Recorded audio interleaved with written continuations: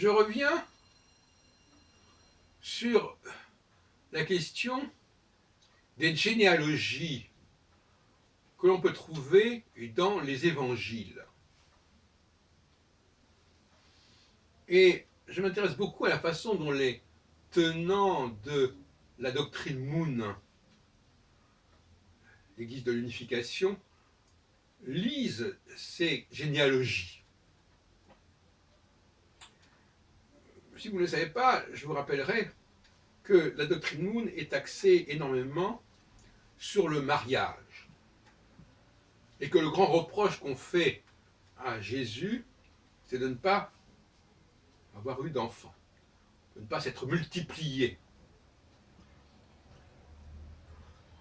Et vous avez entendu certainement parler des mariages en nombre qui sont instaurés par cette religion Moon, cette secte Moon, comme on voudra l'appeler. Alors c'est assez étrange, car ces généalogies, finalement, et là je vais passer à un autre sujet, si on peut dire, ces généalogies, telles qu'on les trouve au tout début de l'évangile selon Matthieu, et à un moment donné dans l'évangile selon Luc, elles sont assez proches l'une de l'autre, ne nous parlent ni de Sarah, ni de Rebecca, ni de Rachel ou Léa, mais elle nous parle de Ruth, elle nous parle de Bethsabée, elle nous parle de Marie, la mère de Jésus, elle nous parle de Rahab, etc. etc. Et les commentateurs moonistes disent, tiens, c'est étrange, on nous parle, toutes ces femmes dont on parle des généalogies évangéliques sont des femmes un peu étranges. J'allais oublier, bien entendu, le cas de Tamar, qui a obtenu des enfants de son beau-père en se faisant passer pour une prostituée. Et donc, il y a tout un discours, toute une exégèse mooniste autour de ces personnages féminins assez bizarres, assez douteux par certains côtés, comme ils disent eux-mêmes, qui viennent d'ailleurs, qui ne sont pas issus du monde juif, quelque part, bon, dont les naissances ne sont pas d'une clarté évidente. Le cas de Marie est évidemment assez emblématique à ce niveau-là. On ne sait pas très bien. Alors le père, le père, c'est le Saint-Esprit. On ne sait pas très bien. Bon. Alors, un ange, bon. Une femme enceinte qui dit qu'elle a été elle a été fécondée par Dieu, ça fait un peu étrange. Et évidemment, on oublie.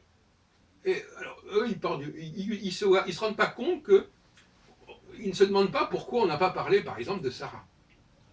Or, Sarah, c'est la mère, quand même, d'Isaac. Et la mère d'Isaac, on sait qu'elle a eu son fils dans des conditions très particulières.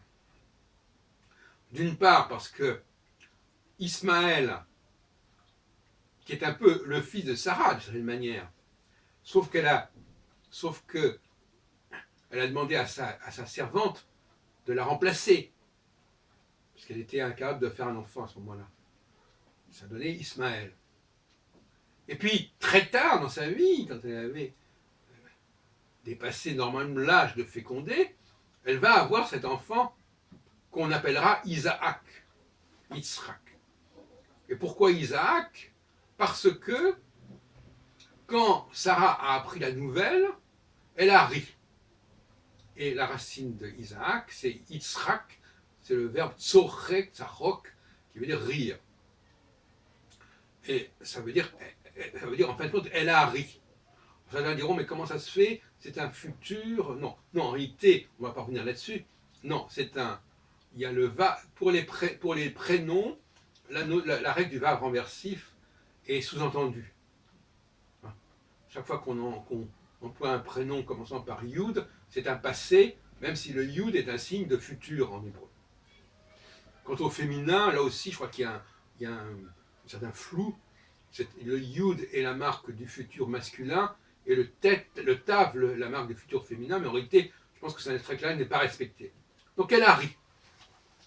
Et alors, on sait très bien ce qui est arrivé à Isaac, on sait très bien qu'il a failli mourir par le fait que son père s'est vu ordonner le sacrifice, et on sait que cette résonance-là, tout cela, fait énormément penser à ce qui s'est passé avec Jésus.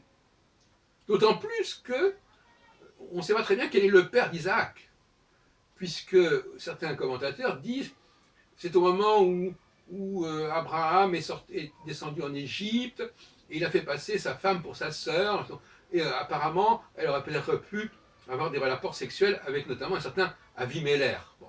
Donc, c'est pas clair. Donc, si vous voulez, ce qui me paraît clair, moi, par contre, c'est que ces généalogies ont supprimé Sarah, et dans la foulée, Rebecca et les deux femmes de Jacob, parce que on voulait éviter le rapprochement avec tout ce qui concerne Jésus, où on retrouve une sorte de calque de ce qui s'est passé avec Sarah et son fils, le sacrifice de son fils, qui a été empêché, et dans le cas de Jésus qui n'a pas été empêché, alors justement, les mounistes disent c'était pas prévu que Jésus mourût sur la croix, etc. etc.